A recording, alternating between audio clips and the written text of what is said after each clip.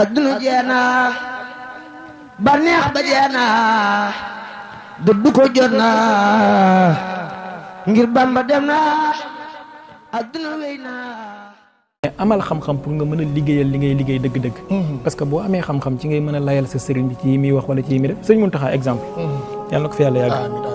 waxoon na fi benn wax fan yii jamono yee ci ginnaaw ibaadu yi jëloon ko fi di ko ci wax lu nekk te wax ji mu wax mu nekk lu tegu ci charia waaye lu naqadee dégg ci ko àlliwam gàtt. lu mu wax mooy dafa wax ne bis penc.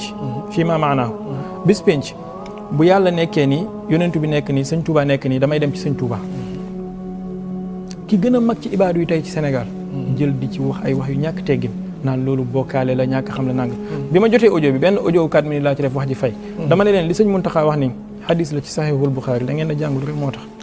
ndax yonentu bi sallallahu alayhi wasallam moo wax ne yajtami'ul mu'minuuna yawmal qiyaamati wala yajtami'u naasu yawmal qiyaamati nit ñi danañ dajaloo bis penc ñoom ñëpp. yàlla nga fa. yonentu ba nga fa ñu romb ko fa dem ci yonentu yàlla Adama ne kaay defal ñu intervention.